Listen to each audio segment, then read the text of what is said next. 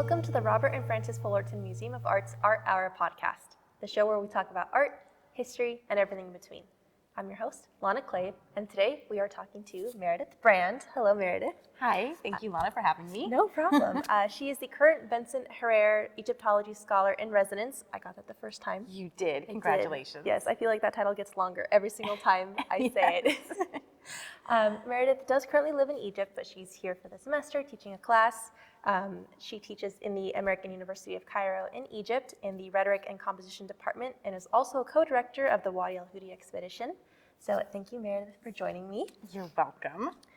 So why don't we talk real quick about the class that you're teaching here on campus? Yes, okay, so the class I'm teaching is called A World Before Money, the Economy of Ancient Egypt and the Near East.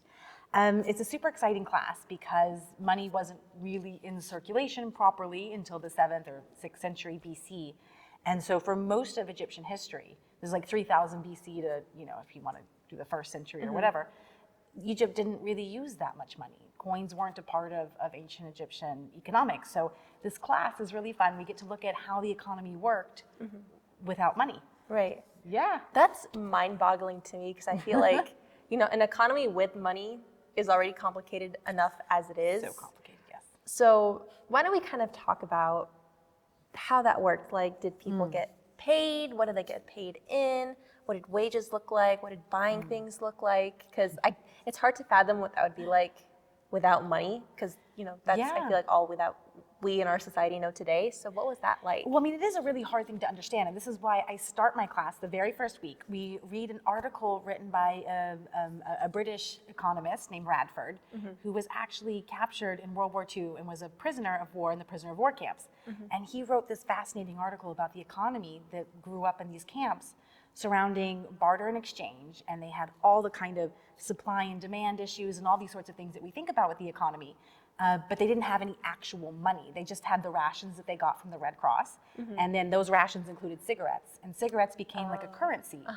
And it kind of explains the whole thing. So students can make more of a connection with it because it seems so far from what we can even think about or understand in terms of the economy. So that's our entrance point.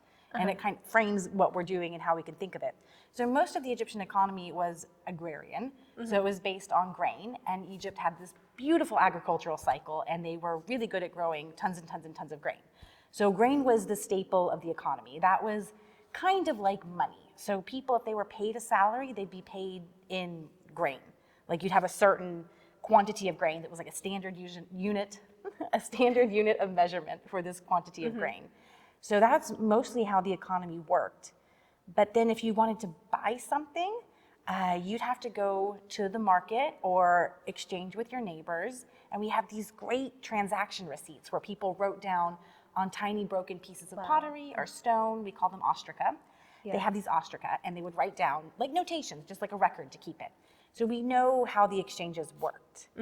And what they did was they would exchange goods. So like, let's say I had a bunch of sandals and like a jar of fat. And you had a donkey. So I would exchange with you what I have for what you have, but we'd have to make it like a fair exchange. So there was this concept of like, what was the fair price in terms of a standard unit of copper? So they're like, okay, well, this is the going rate for, a half-liter jar of fat and 4 really nice sandals and, like a basket and a wooden chest. Okay, so that all equals like 10 units of copper. Okay, good. That's a good price for a donkey. And you could exchange it. So that's how it all worked. Interesting. So let's say you are talking about, I think the thing that like laborers, when people think about Egyptian laborers, what comes to mind is like people who would build tombs. So, you had your workers who were like the laborers, and you had like people who would like supervise over them. Would they all get the same type of payment except different quantities of it, or would they get different payments? Yeah, that's a really good question. So people working on state projects, which would be like building the pharaoh's tomb, tons of people were working on it, and they had like an administration, like a hierarchy. You had your foreman, you had your guys breaking up the rocks, you had other people painting, you had different, kind of categories of work. And they got paid the same, which was grain, and maybe some other things like a jar of oil or maybe some wine or something like this on top of it. And they were paid just different quantities. So we're very fortunate to have some of the written records from these sites, particularly in the New Kingdom. So this is like 1550, 1069 BC. There's a village called Dar el-Medina in southern Egypt near Thebes, where we have the village of the people that built the pharaoh's tombs in the Valley of the Kings. So we have a lot of their text. So we know how much people were paid, and we know about their business and their economic transactions and everything. That's super interesting. And it's funny because like when you think about like a receipt, I imagine like an old Starbucks receipt that I leave in my car and I don't really care about kind of a thing. And that brings to mind when we talk about, you know, what we find on dig sites. How true would you say it is that like what we find is people's trash? It's totally people's trash. I mean, that's what I'm particularly interested in is people's garbage. That is the most fascinating stuff, because if I wanted to find out about Lana's day, there's kind of two sources of information I would use. Let's say I couldn't talk to you. I would use what you wrote down, your maybe diary, your notes, your journal, your phone, and I would also look through your garbage. And those two things would tell me a full story of the life of Lana. So that's what we're kind of looking for. I mean, most of the things in museums are from, you know, tombs or temples, and they're beautiful pieces of art, and they're fantastic, and they're stunning. But for me, the really interesting things is the trash. The trash. What people threw away. Super interesting. So you guys may have noticed that we are wearing gloves today. They're kind of off camera now, but pretty soon we will be bringing up, we do have, I like to call them ancient trash, yes.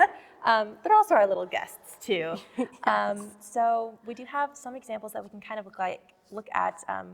I've been told that you're kind of an expert in Egyptian pottery, so we have a bunch of examples of pottery. Yeah, well, I mean, pottery, it's so fantastic because this is the way that I approach the economy, is looking at people's containers. You know, like Starbucks, for example, is a huge economic enterprise. Right. And we can learn so much about the economy, food economy, about our modern times if you could look at Starbucks cups and the distribution, where they went, and see the kind of conglomeration. You know, you could really understand how Starbucks was used and consumed by people and its economic reach. This is the kind of same thing with pottery. Pottery was containers, really, at the end of the day, in ancient Egypt.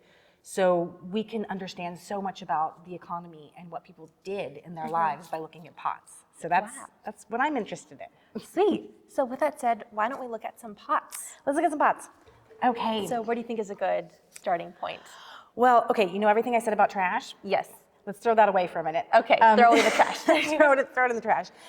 Pottery started in ancient Egypt. We have pots from around, I mean, like really beautiful pots from around, you know, the 5000s, 4000s BC. And at that time, this is before the ancient Egyptian, like Pharaoh was there, before the state was properly organized. And you have the beginning foundations of the ancient Egyptian culture. And so at this time, pottery was, of course, it was a container and it contained so many things. But pottery also expressed ideas and expressed beauty and expressed art. So what we have is our first piece here. This is from around the 4th millennium. There we go. It's a beautiful pot. It's stunning, huh? It's beautiful, yeah. Like, I wouldn't have guessed its age. I would have said, oh, maybe this was made like 10 years ago.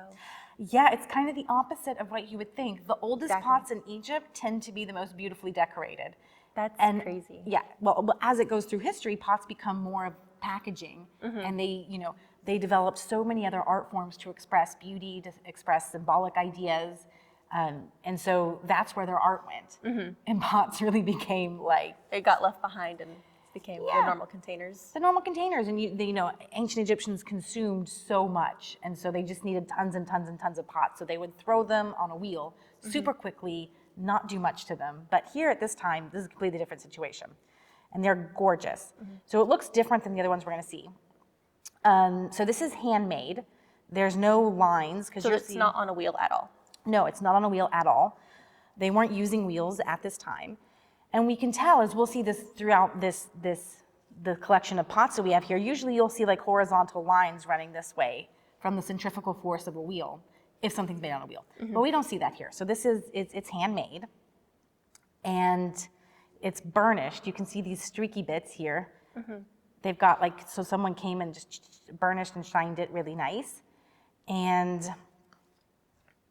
it's got these two different colors. Yeah, so was that like a paint? Was it a glaze of some sort? How did they get those colors? It was not a paint. This red is like an ochre, so it's made from this like mineral pigment that's found in the desert that they crushed and suspended in water and then coated the pot. But this is actually not paint. This is smoke stained. Oh, wow. Yeah, so during the firing process, they'd remove the oxygen to this part. And so like all the carbon would come up to the surface and stain it. That's crazy. So that's just burnt. Yeah, it's like carbon sooted, smoke stained. It's not painted. So this is not a black paint. That's crazy. And Yeah. so when we look in the inside, what color is the inside of it? Is it black as well? Or It is does it have that same transition? It's kind of hard to tell. It's indeed, kind it's of a indeed black black. hole. Yeah, so it's completely black inside. So I noticed as you're like holding it up to show the camera, the bottom is conical. Yeah. So how, like, I'm assuming you couldn't really stand this up. It's just gonna No. topple over like an egg. So how were they used? So this one you can see it's really worn, which is actually kind of nice because you can see the difference between the red slip and the plain surface of the pot. So That's like where the slip was kind of rubbed away. yeah, it was rubbed away. So they probably stuck it in something. It could be sand. It could be a little tiny pot stand. Like they have these small cylindrical containers that pots would just rest in ancient Egypt. Rarely did pots just sit on the surface of the ground. That was like a rare thing. They even like the drinking vessels, most of them were rounded. You're supposed to just hold your cup. Hold it. Yeah. So what was the reasoning behind that? Because I feel like not being able to put your drink down would be a hassle. Well, I mean, if you need to drink fast, we don't really know the answer to this, but there's a lot of different speculation. One could be it helps keep critters maybe out of your pots. They don't crawl up on it. If it's maybe suspended, it could either be hanging from a rope or something like that. It could help with this. Other people think that for feasting times, if you're drinking and you want to make sure people really drink, you make sure they can't put it down. So that maybe helped the party, who knows, but it's a very, there's just a lot about ancient Egyptian pottery that I would love to go back and be like, but why? Yeah. Why? But this is one of those questions. It's something ancient Egyptians did not like. They did not like a flat base with their pots. That's really interesting. And then when we look at the top, would something like this have a lid or was it just always open? Well, okay, so lids, there were lids in ancient Egypt, but they were not as common as you might think. So usually if somebody wanted to close a pot and it was moving to be shipped around, they would make a mud stopper. Okay. And then put the mud on top and then maybe cover it in a cloth and then tie it off. That's how most pots were sealed in ancient Egypt. And then if it was in the house and you're just using it, little tiny bowls or tiny plates had double duty. So you have a plate and then you just put it on top of the pot. Just flip it over and put it on top. And then you can take it off and use it as a plate and then put it back on top of the pot. So they had those kind of things as lids, but there were some special lids, but for the most part, people, mud ceilings, cloth, or a plate. Interesting. Yeah. That's super cool. So this one's really interesting, but I'm ready to, I don't know if there's anything else that we can pull from this. Okay. I do want to tell, okay. So this is also, so it's not only that this is not really a commodity kind of vessel, this was also probably from a tomb. Okay. So this is more beautiful because it's meant to transition with the person into the afterlife. Gotcha. And to be used there. So it's a big difference from all the other pots that we're going to look at today. This is from a very clear funerary context, and it had more of a ritual function in the sense that it was the pot that somebody wanted to bring with them. So it's a different kind of thing. Right. So is that also why it seems to be so well preserved? Yeah. That is a big difference. So when pots were placed in a tomb, unless a tomb robber came in, knocked the tomb about to look for the nice things and then went away, generally the pots are going to be intact. But pots from a settlement site, they were used, someone dropped them, or they were thrown out into the garbage, so they're broken into a bunch of tiny pieces. Right. So that's a big difference. So this is an intact pot, and that's why, funerary pottery is so important because it helps us see what the whole thing would have looked like. Right. So you have a nice template for what a complete pot would be. When you see the tiny broken bits from a settlement, you can get an idea. Kind of piece together the puzzle. Yeah. That's super interesting. Cool. So are we? Yes, Ready ready to for move another on one? to the Oh, next one? just this one is so cute. This is a little Oh miniature. yes, the little one all the way in there. There's a smaller version of it. It's so cute. Look at that guy. It's so tiny. So yeah, it's the same thing. So this would have, it's like a set. They probably would have had several. Oh, and this is nice. You can see the shine on the burnish. yeah. It's really shiny. So that's where they take a pebble and they polish it. It's really beautiful. And was that after or before it was baked? I mean, it depends, but usually it's before. Before. Yeah. Super cool. Okay. All right, where are we going to next? Now we're going to look at the commodities. Okay. So this is the change. This is still an early pot. This is maybe 500 years or so after the one we just looked at. Okay. All right. So I think this is what I think this is. So this one, This one looks a lot different. yeah, this is a lot different. I don't know. What do you think about how this one looks? Kind of looks like it was broken at one point. Yeah, Looks like definitely. it was made real quick. Very quick. I'm getting like dinosaur egg vibes from it, TBH. Like, I just said TBH. It does kind of look like a dinosaur egg. But, Yeah. yeah. I mean, like if you wanted to use an adjective, he's not as pretty. No, definitely not. No, so this was made quickly without a lot of care, and it was clearly not meant to be an object of art or something that is symbolic. This is a very early version of a pot that becomes incredibly important throughout ancient Egyptian history. This is a beginning early beer jar. Okay. So they made these really quickly. It's made out of Nile silt, same material as the other pot that we just looked at. So this is from the Nile flood. Silt would be washed on the banks of the Nile, collected, and then the potters would kind of fix the clay up a little bit to make it workable or to have some kind of property that they wanted it to have, and then they would shape the pots. So I mean, Nile silt was the most common pottery clay that was available in Egypt. So this one's made out of Nile silt, and they added, you can see all these little bits of like long roundy things. This is where they added some chaff. Some like, so like if they cut like some wheat, like something from the agricultural stuff, they added it to the clay. The chaff would burn out and create these little tiny holes. Why would you want a hole in a pot? I'm thinking I wouldn't want. Just tiny little holes. It makes it more porous, so it's open for a little bit of evaporation that keeps the liquid cool. Oh, Yeah. okay. So this is meant to like store, contain, and cool beer. Yeah, so it's to store, contain, and cool beer, liquid, whatever it would have contained.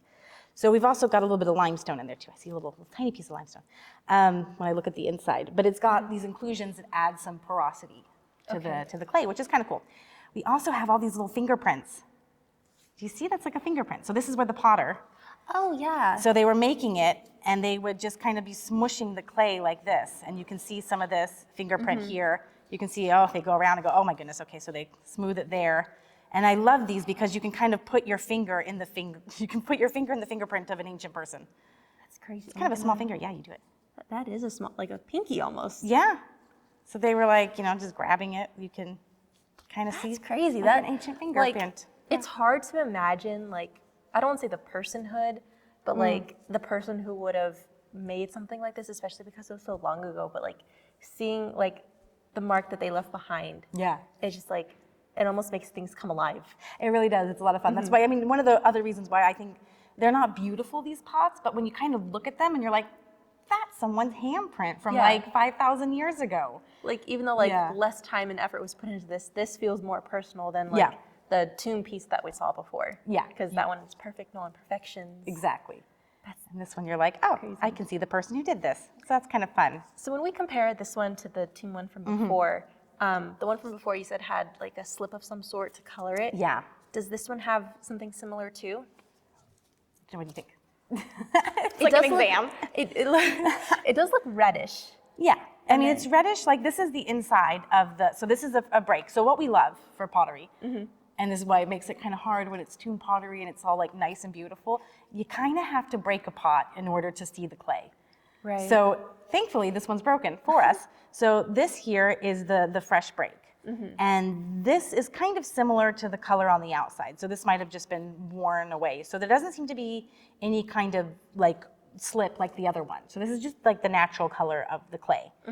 Yeah, so it's just really like they took the clay, they added some chopped up bits of straw, added some bits of limestone, and then they took the pot and they just rolled it up and pinched and pulled it and made this pot. as quickly as possible. So when we look at the edge, it kind of looks like there's like a line of like a gray black, and then it's sandwiched in between red. Yeah, yeah. Is that like layers of something, or what causes that? That's another really good question. So what happens here is this is where a lot more oxygen has reached the clay, and there's iron in Nile silk clay, so that makes like a red color. But when it's fired, and this part didn't get as much oxygen in the middle because it's a bit thicker, so it's got this more darker color. So it's just about the iron in the clay and how much oxygen it gets in the firing process and things like that. So it's not necessarily that they like put a layer of red, layer of black, layer of red, and then formed a pot. It just through the process. Yeah, I mean, so clay color is actually a really interesting issue, but it's mostly about like what gets oxygen, what doesn't get oxygen, and then how it can interact. So that's basically the same principle that we saw with the other pot, where it had a lot of oxygen at the bottom part where it was red, and then the oxygen was cut off. Right. And then it becomes darker. So it's the same process, except that was intentional. Well, that's intentional, but when you stick something in a kiln and you fire it, you know, you don't have a perfect condition. These aren't electric kilns. Right. These are, so it's imperfect. Sometimes, you get a lot more oxygen, sometimes you don't. And so there's other times like this part here, it doesn't really have that. Like it's got some of the black bit here, some there, and not here in the middle. So it's more variable. So it's like an uneven firing condition and different amounts of oxygen. That's really cool. I did not know that. Yeah. Cool. But this is important because it held a very important commodity. And we talked about grain before being a central part of the whole agricultural cycle. So people consume beer as a source of calories, but it was also a really important economic staple good in ancient Egypt. And people did get paid in grain, and they got paid sometimes in bread and beer. So beer was also used for the temple offering and temple cult. So they just needed tons of beer in ancient Egypt.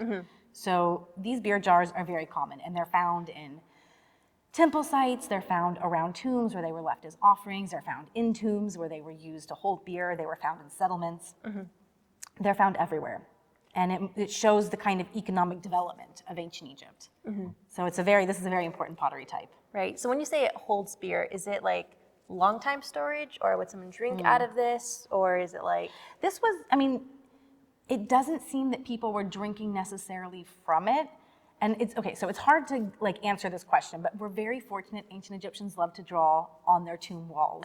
And we get to see tons of things about daily life, because otherwise how would you know how they drank from this? So it seems like with these beer jars, they would pour beer into a smaller drinking vessel. Right. If they were gonna drink. Because this is a bit unwieldy. Like if you wanted to like- It's a two-hand job, yeah. Yeah, that would be like spill beer all over yourself. Especially if you can't put it down. It's like whatever you're trying to eat and drink at the same time. It'd be a disaster.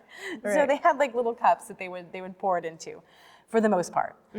Or you would leave the beer jar in like this as an offering. Gotcha. Potentially as well, you could do that. Awesome. Yeah. So is there anything else that we can pull from this, or do you think, are we ready to move on to the next one? I mean, it's dangerous when you get me talking about pottery. How are we doing on time? Okay, let's start talking about the other ones. All right. Okay, where are we going next? So we have a few fragments here. We've got the big guy, and then I think we have two on that side. Okay, let me just take a quick look. Oh. Okay, so this is a fun one. Okay. This one, all right, so now we can see the difference of something that's wheel made. Okay, so now we're in the wheel territory. Yeah, I'm trying to find a good angle.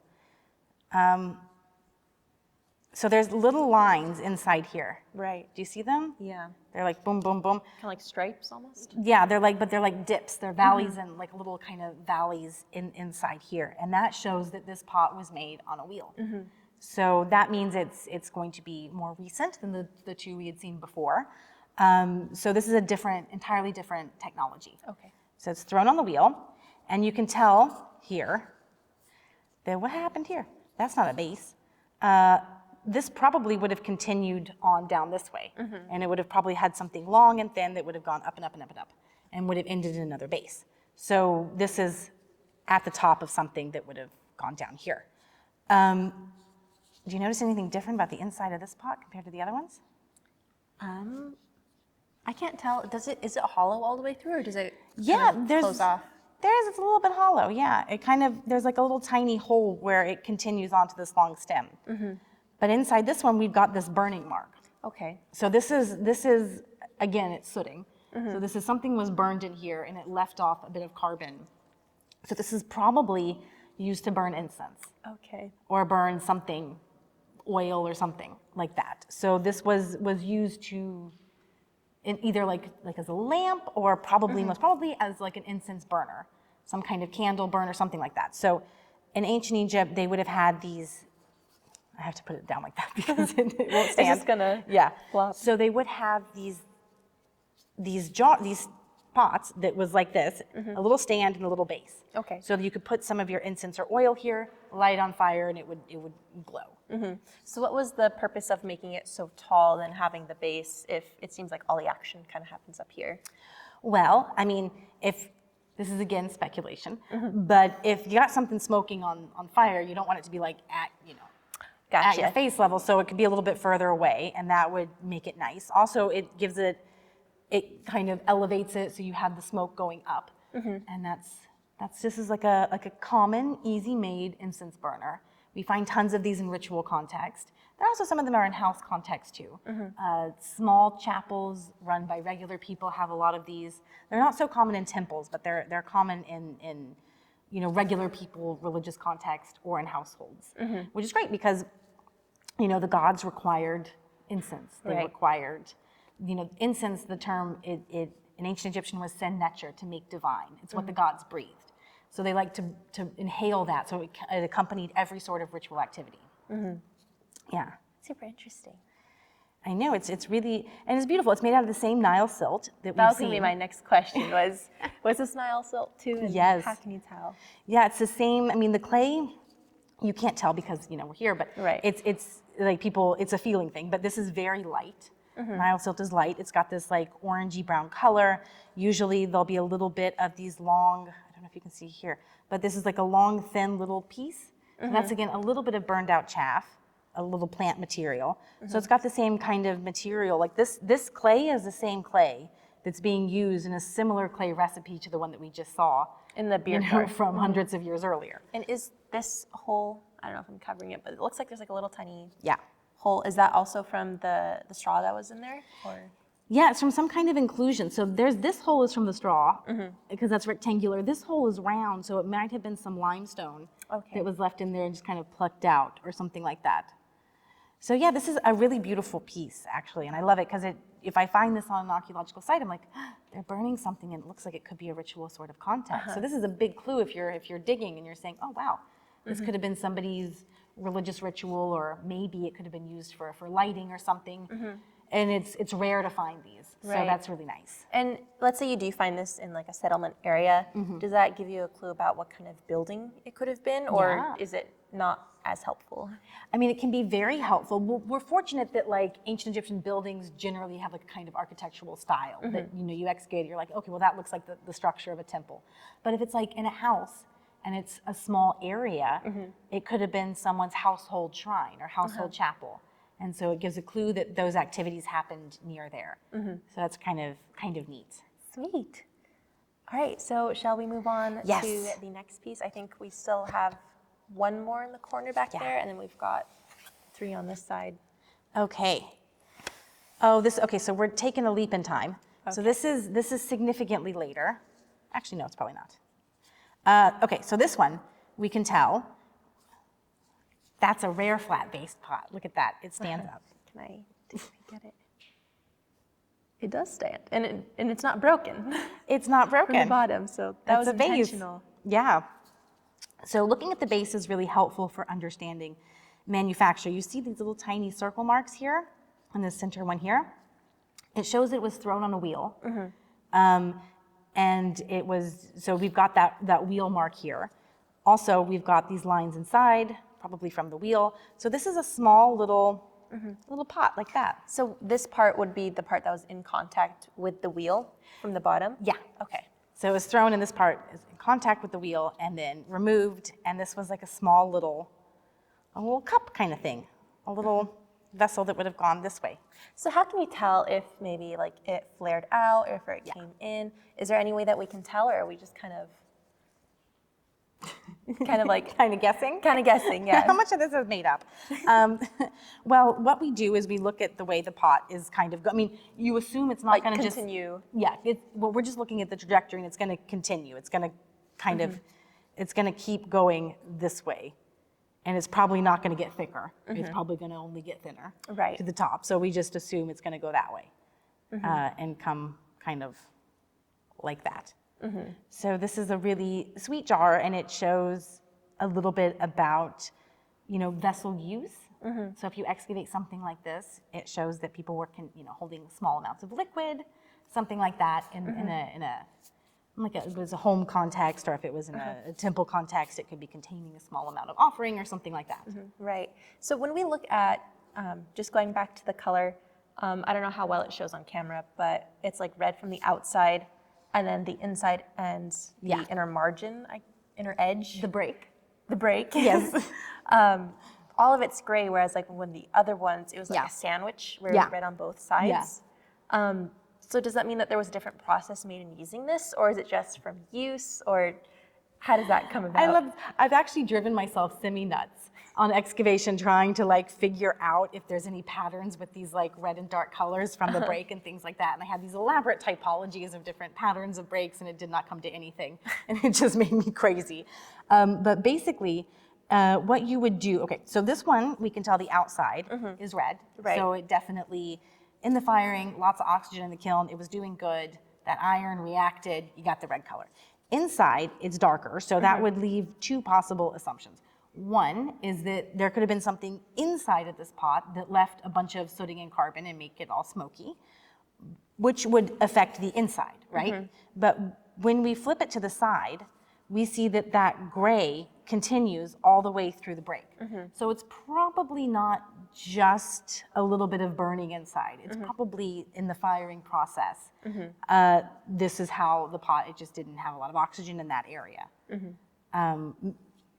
But there's also instances of pots that have been used, like if you have a cooking pot, for example, you'll have a lot of black on the outside. And it's really like carbon sooting because it's been put in the fire for ages and ages. And it's not the fire itself that makes the pot black, it's the smoke that makes the color. And then that will get into the walls of the pot and it'll go into the break.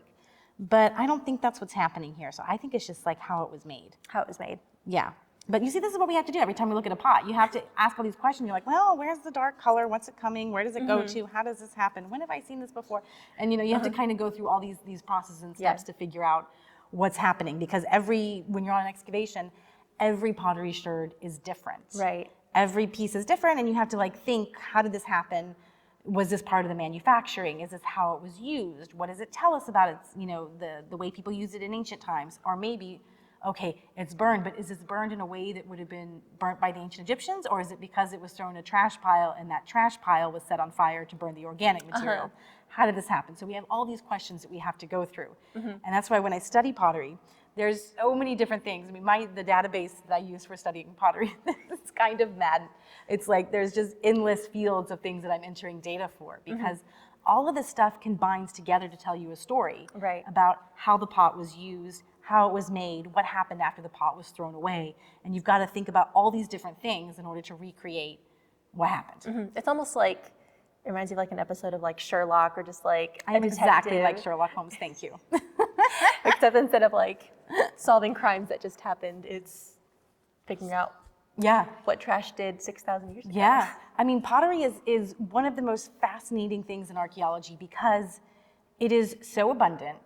When you throw a pot away, it's going to stay forever. Right. And it contains, not only do you have to look at it in terms of the clay and its geology, like you have to like think about rocks and like sediment.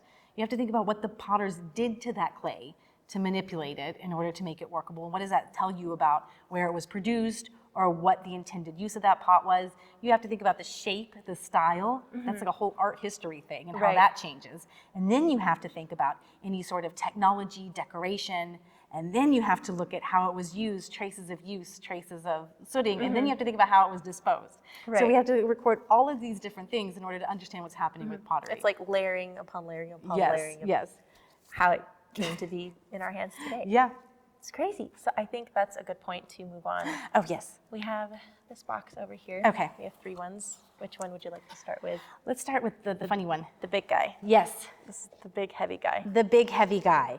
So this one, big heavy guy. All right, so already it kind of looks weird. Yeah. It's round. It's got this little stumpy bit.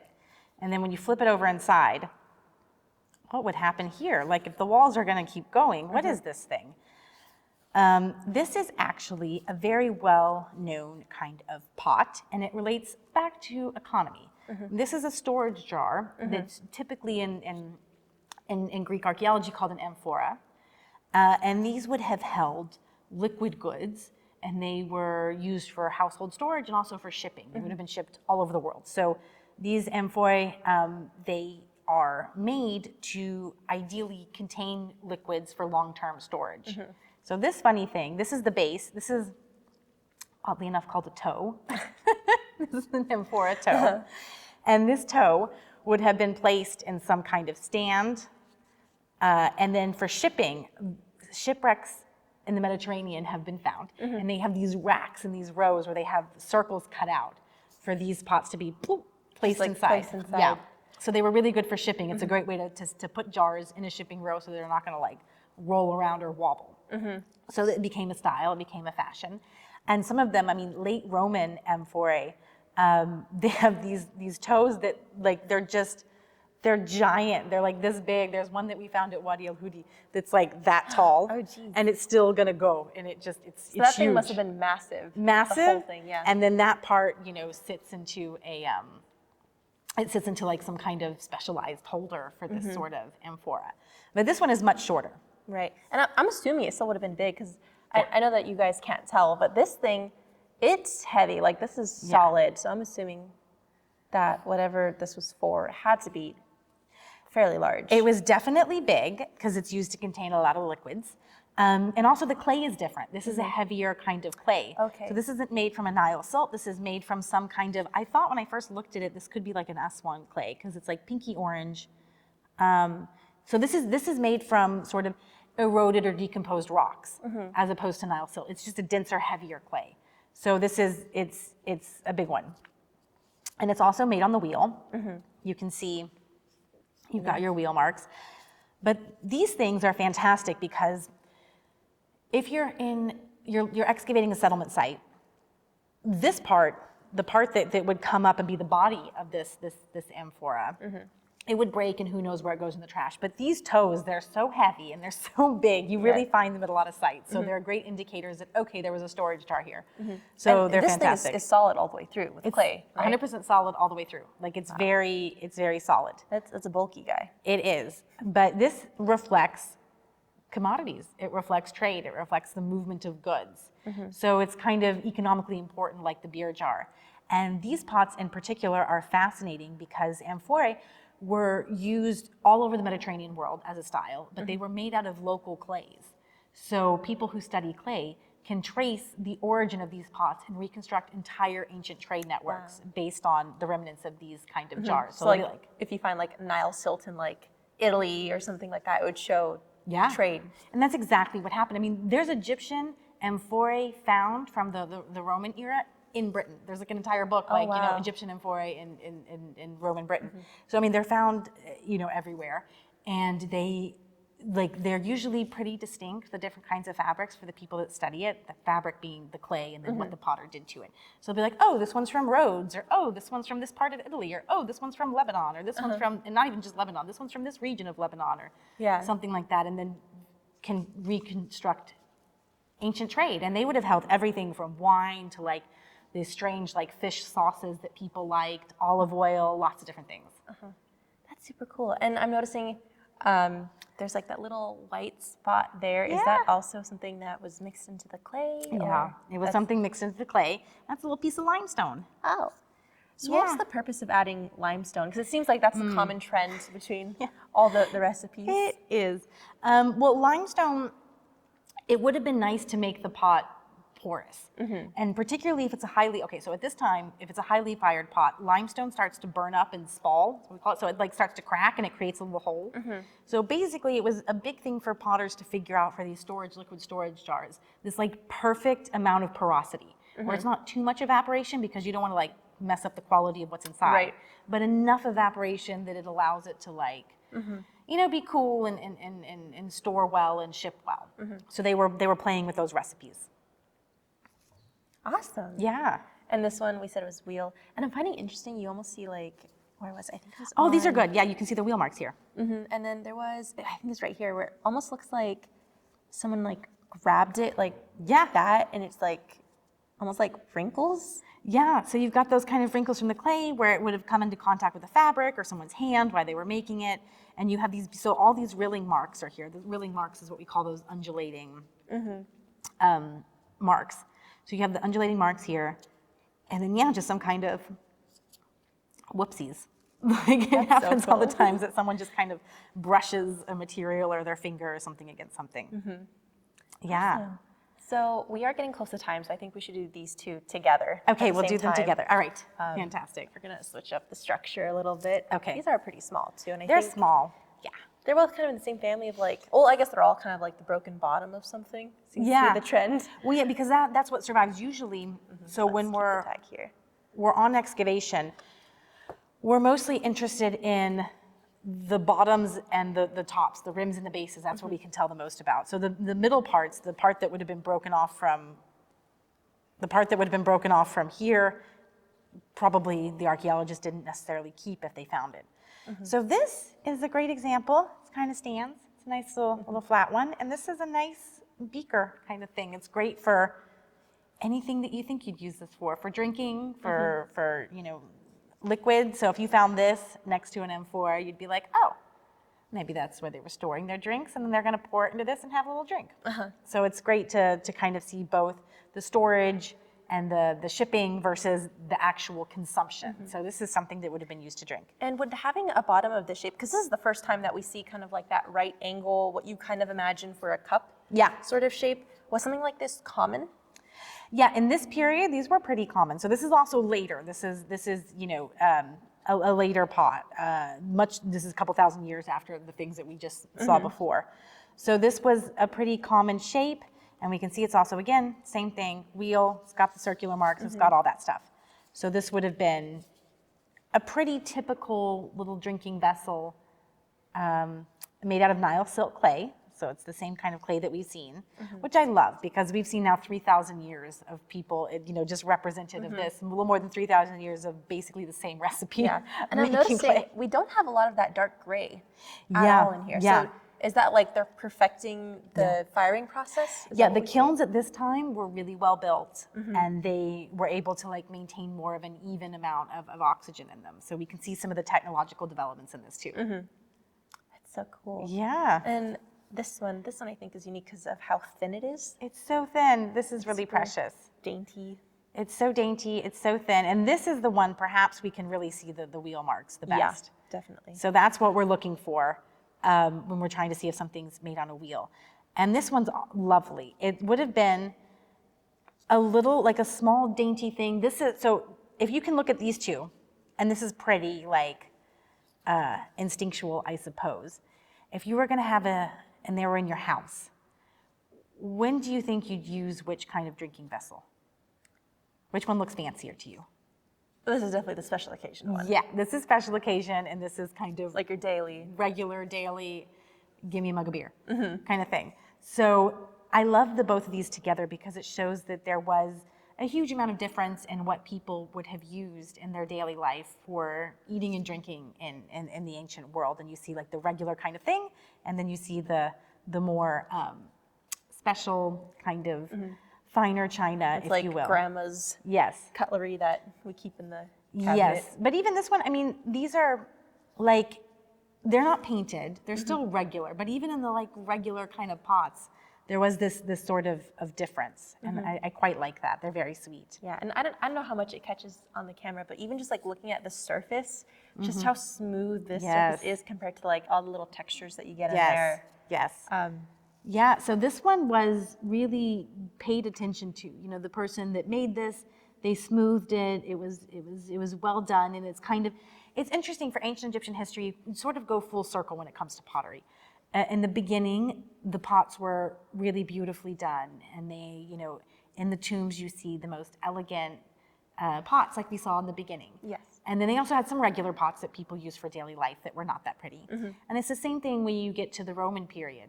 in Egypt, you see the regular pots that people used for their daily life that were not that special, that are kind of like this one over here. And then you see that they once again start taking care of the aesthetics of pottery. So that's when we start to see a lot more paint on pottery. We get beautiful painted pottery with lots of daily life scenes and little birds or animals or flowers, things like that. So they kind of come around again. It just took 3,000 years, but the styles change, and they sort of are more interested in expressing, ideas of art and beauty again in pottery. I feel like it's something that's so human to look at the past and be like, I like that, I'm gonna do that again. Yeah. Kind of like how like a bunch of people are like dressing in 80s clothes right now. They are. The 90s are back as well, back. Yeah, I mean, you got your flannel. I'm over here in a flannel. So it definitely works. So yeah, it's kind of strange, but they, were once again inspired to do beautiful pots. So Yeah. sweet. Well, I think that's what we have time for. So Okay. We're gonna let these guys sit in their little homes over here. But thank you so much You're for joining welcome. me. I had learned so much about Oh, pottery thanks. today. This was super exciting, and it's so cool just to see how all little pieces, like they're all pottery and they're all from Egypt, but just seeing like the different time periods and the way that they were taken care of and the way they were made, they all seem to have like their own personalities. Yeah. Which is something that I don't think many people realize about pottery. Like it's not just pots; it's they have their own unique identities almost. Yeah. Yeah. So Yeah, thank you they for are. taking me on this journey. Oh, well, thank you. Thank you for coming with me on this journey. And thank you to all of you for tuning in. Thank you. If you've made it this far, hopefully we can see you guys in the next episode. Please do like and subscribe if you liked this, and thank you. Thanks.